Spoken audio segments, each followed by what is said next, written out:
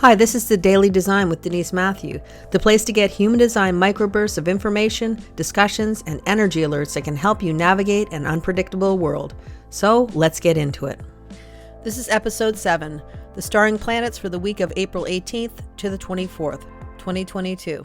Well, we had a big full moon on the 16th of April, and this was probably where something showed up, some sort of a crisis, something that was hidden potentially showed up in your universe. And this week it's about wondering what you're going to do about that thing you might have discovered.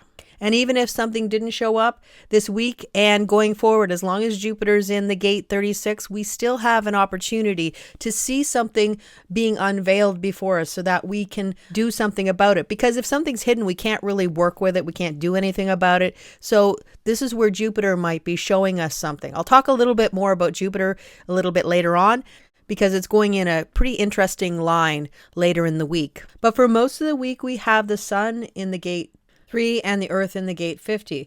So it is moving away from the cycles or ending of cycles of the gate 42. And now we're starting with the gate 3, which is talking about difficult beginnings or difficulty at the beginning. It makes sense that it is a difficult journey when we're starting something new, when we have the gate 3, because ultimately it's individual energy. And we know that individual energy is only going to be adopted by the collective if it's actually considered something of value. A lot of mutative ideas are ignored and never see the light of day because they aren't valuable enough to the collective. But if we have something that is worthwhile to the collective, then that's when things can take off. But this says that our new beginnings may take some time, some resilience, and some stick-with-it attitude to make it come to fruition, because it's all about gathering support for what we have to bring to the table. With the Sun in the gate 3, we have the full 360 channel until April 22nd. So that is bringing a mutative pulse that is giving us even more of this ability to want to bring mutative ideas into the collective. This is format energy, so it's extremely powerful. It starts a process where we're looking at the limitations that we have just because we're humans, or even in our life in general, there may be some limitations that we're looking at. And this is encouraging us to say, okay, there may be limitations in your life, but how are you going to work through them? How are you going to work with them? And usually when we get to the point where we're okay with where we are or the limitations that we find are in our lives, that's when we transcend them in some way and we kind of level up potentially. We're grounding into the gate 50, and that's sort of reminding us about the values, the rules, the laws, and ultimately how things are getting old and beyond their best before date. And we need to get something new into the collective. The gate 3 is an opposition to the gate 50, which really talks about mutative ideas being introduced into the tribal hierarchy of how we run the world. This could be where we're looking at our values shifting and our work-life balance. We're deciding how we want to rear our children or take care of ourselves in the future. Globally, we might want to tweak the rules, the laws, and the way that things are now to bring them up to date. Mars is also going to be moving into the gate 55.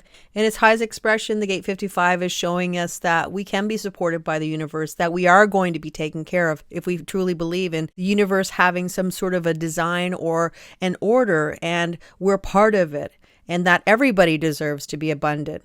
The other side is that we feel lack and we don't have enough. We're worried that we won't have enough. This could be where people are starting to hoard food or wanting to take more than is necessary because there's this fear that maybe there won't be more tomorrow. And that certainly plays into the energy of Saturn in the gate 49, where we're worried about food and food security in the future. This energy can also talk about this need to feel filled, to have happiness at all costs, to not want to see anything but good things in the world.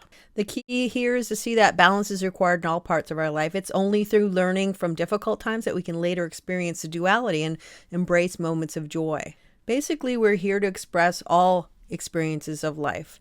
The roller coaster of being alive means that the highs and lows are woven into our reality, and it's only in the changing tides that we can recognize the true beauty and exquisiteness of being alive. And as I said before, Jupiter is moving into an interesting line this week, the gate 36, line 4, which is called espionage. And this heightens this idea that it is pulling back, Jupiter is pulling back the veil on what Neptune is doing behind the scenes, you could say. So from the 18th of April to the 23rd of April, when Jupiter is in the line 4, it's a great time to watch in your own personal life and also globally to see if there's any hidden information that's kind of coming to the surface, that's showing up in our universe, because this is when Jupiter is pointing a finger and saying, okay, here's some information that might help you. This is esoteric or even spiritual information. This is information about the rules, the laws, something that not everybody knows about, but it's being released into the collective. So paying attention is really worthwhile this week.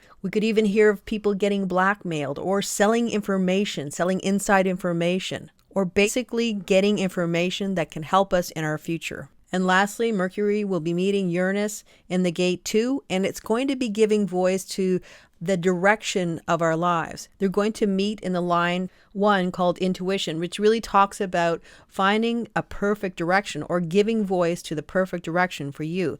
But there is a caveat here, and that is to get your mind out of the equation and allow the universe to show you the way, because ultimately this is connecting with your magnetic monopole or the key to your destination, the place that shoots you towards true north. And if we fight the internal destination that is set just for us, we might lose out on an amazing adventure and destination that is perfect for you, and yet you've missed it because you were too busy trying to stronghold your destination and fight the universal flow of your life. This has been the Daily Design with Denise Mathew.